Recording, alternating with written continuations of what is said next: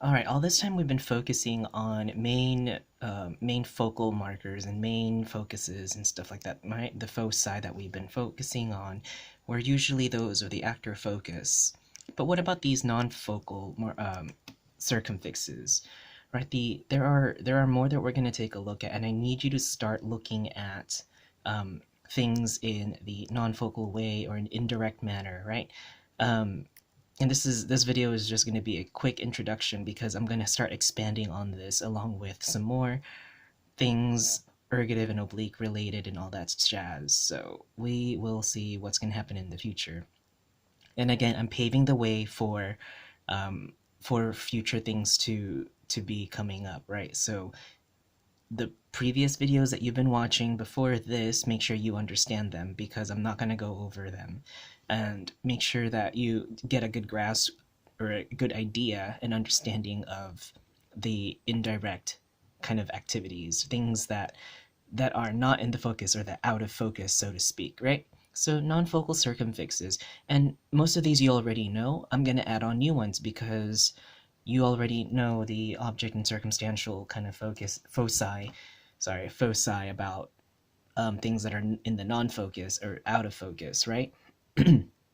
And you kind of can get a clue of what they mean or kind of like what they feel.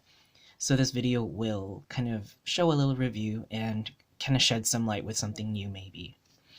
First we have here is the idea of circumstantial situations, right?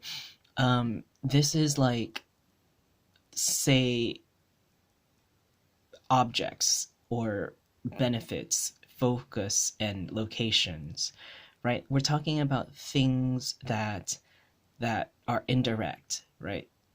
So if you remember in the circumstantial the circumstantial affixes, right? The ones this especially the circumfixes that express ability and completedness of an aspect, those are the ones we're looking at. Um, and that's what I mean mostly by circumstantial situations, right? It can also mean like hypothetical situations too in that sense, but the when I mean circumstantial situations, I mean um, in the out of focus range. And then you'll see what I mean with the examples I have below that in future videos we'll go talk more about too. Indirect activity, right? Indirect activity. So things that things that have or actions that have began, right? They have began, but they're affecting objects and things indirectly. And that's what I mean by indirect activity.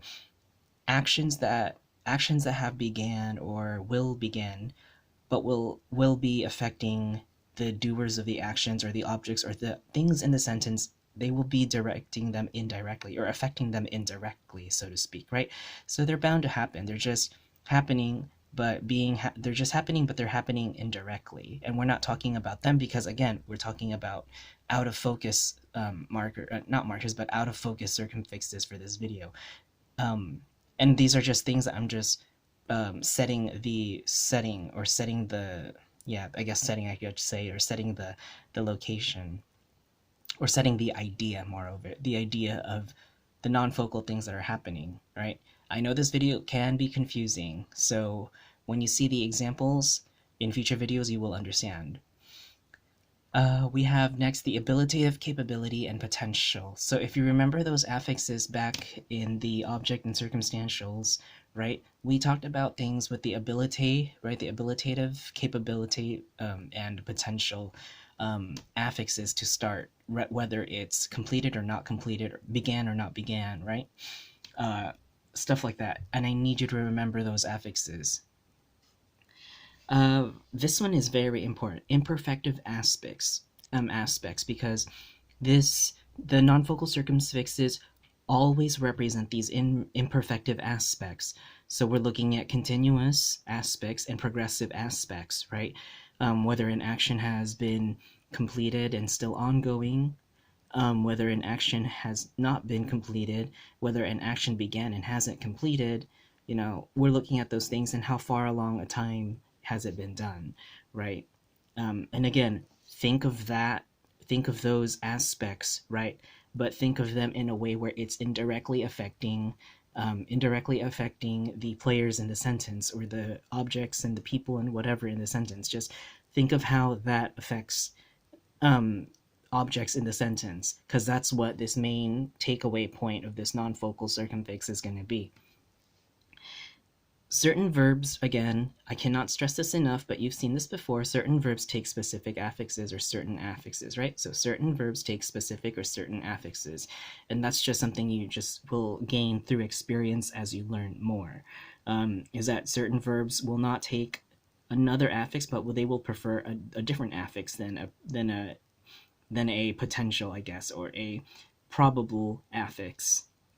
And finally, we have passiveness of verbs, right? So in English, we have like an active voice and a passive voice. Well, in Cebuano, I need you to start looking at these actions through a passive sense.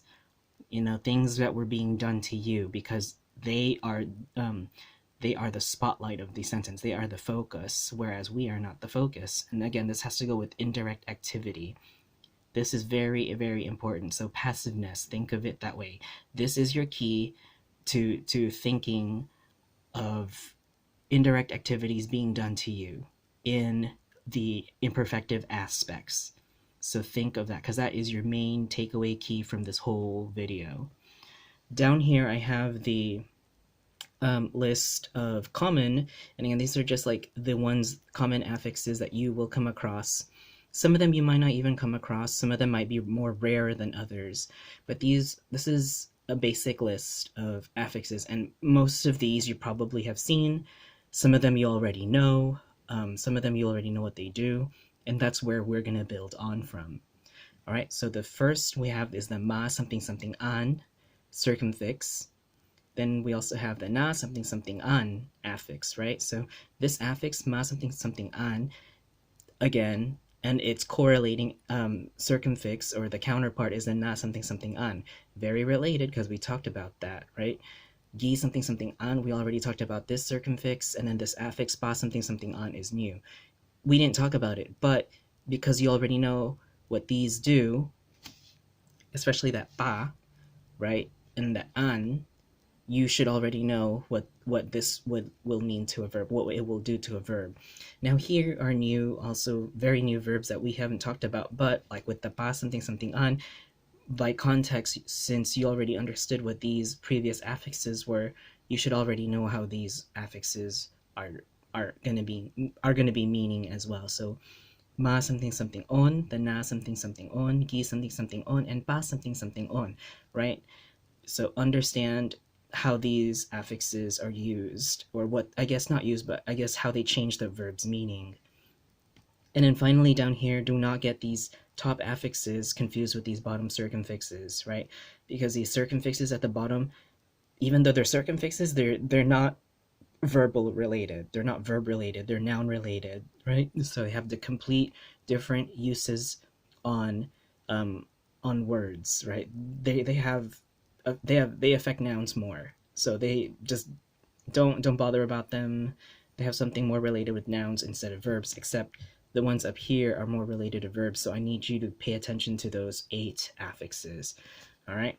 Because that's going to be a part of your collection of affixes that you have mastered now. So add in the rest of these, and we will be chugging along with more, I guess, more things to come ahead.